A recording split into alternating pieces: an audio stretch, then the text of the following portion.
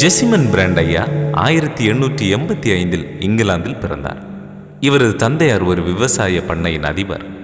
பிள்ளைகளின் ஆவிக்குரிய ஜீவியத்தை குறித்தும் வேதத்தை போதிப்பதிலும் அக்கறை கொண்டவராக இருந்தார். ஜெசிமன் ஆண்டவர் இயேசுவுடன் தன்னை முழுமையாக அர்ப்பணித்திருக்கவில்லை. தன்னுடைய 14ஆம் வயதில் பிரவுன் என்ற பிரசங்கியார் இயேசுவே சீக்கிரம் வாரும் என்று முழுமனதோடு ஜெபித்துக் கொண்டிருந்ததை கேட்டு ஜெசிமனுடைய உள்ளத்தில் ஒரு நடுக்கம் வந்தது. ஒருவேளை இயேசு சீக்கிரமாய் வந்துவிட்டார், நான் நரகத்திற்கு போக நேரிடுமோ என்ற ஐயம் கொண்டு நடுங்கினார். தேவ ஆவியானவர் அவருடைய பாவத்தை குறித்து உணர்த்தினார். தேவனிடம் பாவங்களை அறிக்கை செய்து ஒப்புரவானார் ஜெசிமன். 14ஆம் வயதிலே தன்னை கிறிஸ்துவுக்கென்று முழுமையாக அர்ப்பணித்தார். ஜெசிமன் தனது 20ஆம் வயதில் அவரது ஊரில் நடைபெற்ற மிஷனரி கூட்டம் ஒன்றில் கலந்து கொண்டார். அந்த கூட்டத்தில் மிஷனரி அழைப்பானது வல்லமையாய் கொடுக்கப்பட்டது.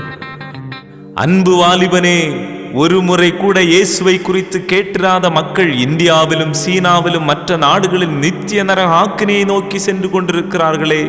அந்த இருண்ட நாடுகளில் தேவனுடைய பிரதிநிதியாக ஆண்டவருடைய வார்த்தையை சுமந்து செல்ல நீ முன் வருவாயா? அவர்களுக்குள்ளும் ஆத்மா உண்டு என்பதை நீ அறிவாயா? அவர்களும் தேவனுடைய பார்வையில் விலையேற பெற்றவர்கள் என்பதை மறந்து விடாதே. அவர்களும் தேவனுடைய ராஜ்யத்தை சுதந்திரிக்க வேண்டும் அல்லவா?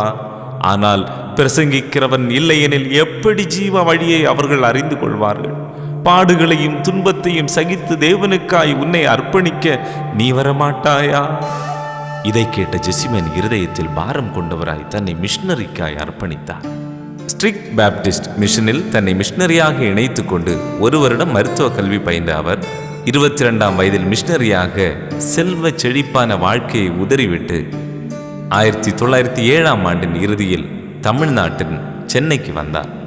கப்பலை விட்டு இறங்கிய அவர் தமிழ் மனிதர்களை மட்டும் பார்க்கவில்லை, அவர்களுக்குள்ளும் இருந்த விலையேற பெற்ற ஆத்துமாக்களையும் பார்த்தார்.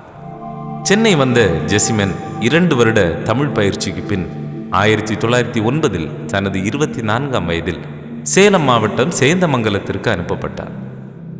அவர் தங்குவதற்கு ஒரு குடிசை கொடுக்கப்பட்டது. அந்த குடிசையில் எலி தொல்லைகள் அதிகம். ஜெசிமன் அதையெல்லாம் பொருட்படுத்தாமல் அந்த நாட்களில் பரவிய கொள்ளை நோய்களான பிளாக் மற்றும் காலரா போன்ற நோய்களிலிருந்து அநேகருடைய உயிரை காப்பாற்றினார். சேந்தமங்கலத்திலிருந்து கிட்டத்தட்ட 20 கிலோமீட்டர் தொலைவில் இருக்கும் கொல்லிமலை மக்கள் தங்கள் காட்டு பகுதியில் விளையும் பழங்களை விற்பதற்காக சேந்தமங்கலத்திற்கு காலை நேரங்களில் வருவார்கள். ஜெசிமன் இவர்களை அடிக்கடி பார்ப்பது உண்டு. இந்த மலை மக்களை பார்க்கும்போது ஒரு பாரம் ஜெசிமனை ஆட்கொண்டது. ஆண்டவருடைய சத்தியத்தை இவர்கள் ஒருபோதும் கேட்டிருக்க மாட்டார்களே என்பதே இவருடைய பாரம். ஒரு நாள் வயதான ஒரு மனிதர் தடுமாறி மிஷன் ஆஸ்பத்திரி வராண்டாவிலே வந்து நின்றார். அதிக களைப்படைந்தவராக தோய்ந்து போய் காணப்பட்டார். அந்த மனிதர், ஐயா, நான் கொல்லிமலையிலிருந்து வர்றேன் ஐயா, எனக்கு வயிற்றுப்போக்கு குணமாக மருந்து தாங்க ஐயா, ஜெசிமன் ஐயாவிடம் சொல்லுகின்றார். அவரும் சிகிச்சையை அளித்து அவர் தேறியவுடன் கொல்லிமலை மக்களை பற்றிய அநேக காரியங்களை கேட்டு அறிந்து கொண்டார். அன்றிலிருந்து தனது எண்ணம், பேச்சு, யோசனை எல்லாமே கொல்லிமலைதான். விடுமுறைக்கு இங்கிலாந்து செல்லும் வாய்ப்பை உதறிவிட்டு ஜெசிமன் தம்பதியார் கொல்லிமலையில் ஊழியத்தை தொடர்ந்தனர். அந்த வருடத்தில் விஷ காய்ச்சல்கள் கொல்லிமலை முழுவதும் பரவத் தொடங்கியது. விஷ காய்ச்சல்களால் பாதிக்கப்பட்ட மக்களை மலையில் உள்ள பாறையில் போட்டு வந்து விடுவார்கள். நோய் நீங்கி உயிரோடு இருந்தால் மீண்டும் அவர்களை கிராமத்துக்குள் அனுமதிக்கப்படுவார்கள். அதனாலேயே அந்த பகுதி சீக்குப்பாறை என்று இன்றளவும் அழைக்கப்படுகிறது. ஜெசிமன் ஐயாவும் ஈவலின் அம்மாவும் அரிசி கஞ்சியை இந்த மக்களுக்கு அளித்து அநேகரை காப்பாற்றினர். ஆயினும் நோயின் தாக்கம் கொடிதாயிருந்ததால் அநேகர் மரித்து போனார்கள். ஜெசிமனது மரவீட்டின் அருகிலிருந்து ஊழியத்தை எதிர்த்து வந்த பூசாரியும் இந்த விஷக்காய்ச்சலுக்கு பலியானார். பின்னர் இந்த பூசாரியின் மகனையும் மகளையும் ஜெசிமன் தம்பதியாரை தத்தெடுத்து வளர்த்தனர். ஈவலின் அம்மையார் இந்த பூசாரியின் பிள்ளைகளுக்கு தாயாக மாறினார். இந்த நிலையில் ஜெசிமன் ஈவலின் தம்பதியாருக்கு ஹேனி என்ற பெண் குழந்தை பிறந்தது. 1923ஆம் ஆண்டு ஜெசிமன் தம்பதியினர் கொல்லிமலை ஊழியத்தை தொடங்கி 10 வருடங்கள் நிறைவேறின. பால்ஃப்ரெண்டுக்கு 9 வயது, ஹேனிக்கு 6 வயது. அதனால் அவர்களை பள்ளியில் சேர்க்கும்படியாக தம்பதியினர் இங்கிலாந்துக்கு சென்றார்கள். இருவரும் இங்கிலாந்து பள்ளி ஒன்றில் விடுதியில் சேர்க்கப்பட்டனர். ஜெசிமேனும் ஈவ்லின் அம்மையாரும் கொல்லிமலை அனுபவங்களை சபையிலும் தனிப்பட்ட விசுவாசிகளிடமும் பகிர்ந்து கொண்டார்கள். அப்பொழுது ஈவ்லினுடைய அண்ணன் மகள் ரூத் ஹாரிஸ் தன்னை மிஷனரியாக கொல்லிமலை பகுதிக்கு அர்ப்பணித்தார். விடுமுறை முடிந்தது. பிள்ளைகளை விட்டு பிரிவது தம்பதியருக்கு கடினமாகவே இருந்தது. ஆனாலும் தன்னுடைய தகப்பனையாவது தாயையாவது தன்னுடைய குமாரனையாவது என்னிலும் அதிகமாய் நேசிக்கிறவன் எனக்கு பாத்திரன் அல்ல என்ற வார்த்தை அவர்களோடு பேசிட்டு. ஜெசிமேனுக்கு தெரியாது அதுவே பால் ஃப்ரெண்டையும் ஹானியையும் பார்க்கும் கடைசி முறை என்று.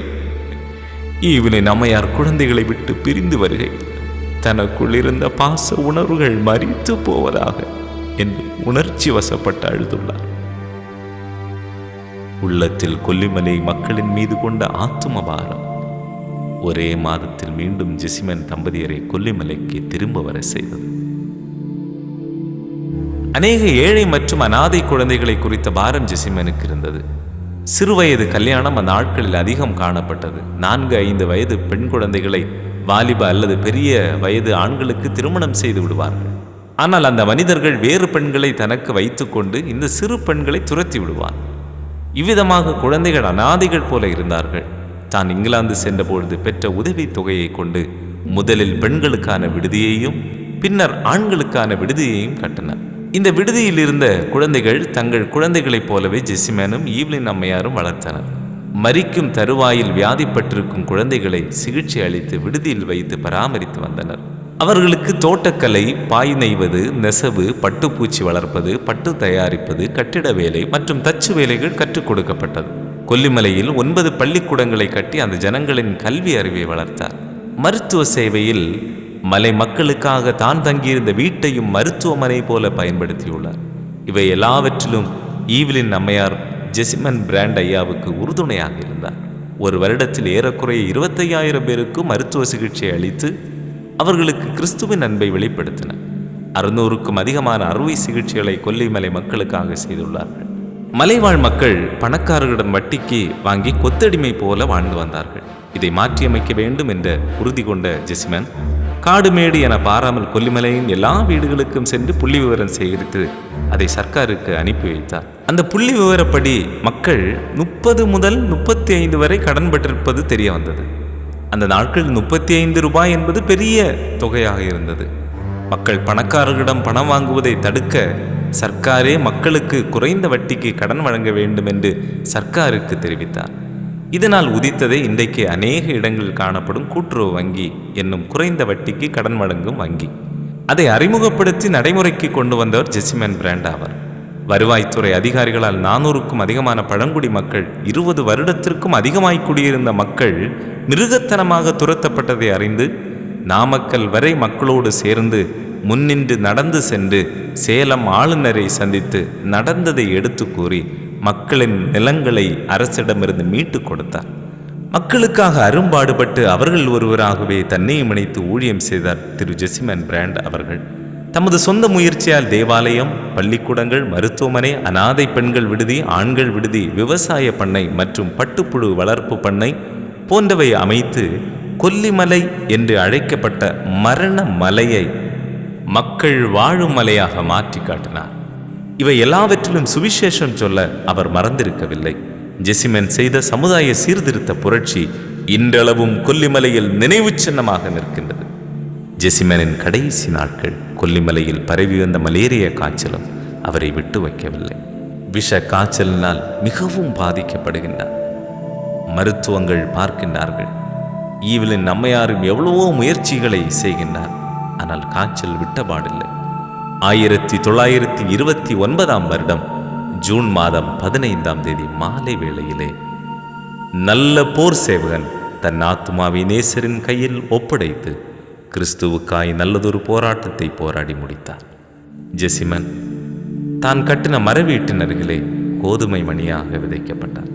44 வயதே வாழ்ந்த ஜெசிமன் பிராண்ட் அவர்கள் தமது வாழ்நாளில் 17 வருடங்களை கொல்லிமலை மக்களுக்காக தியாகம் செய்து மலை மக்களின் வாழ்க்கை தரத்தை உயர்த்தி இன்றளவும் மலை மக்களின் உள்ளத்தில் வாழ்ந்து வருகின்றவராக இருக்கின்றார்.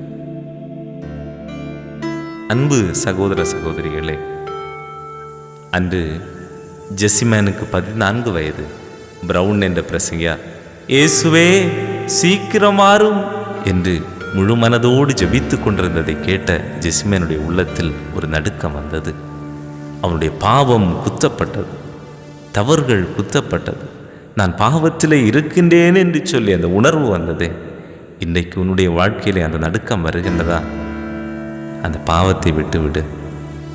ஆண்டவர் சீக்கிரம் வரப்போகிறார். ஆண்டவருக்காக உன்னை அர்ப்பணி. நிச்சயமாகவே உன்னை கொண்டு ஆண்டவர் பெரிய காரியங்களை செய்வார். ஆமென்.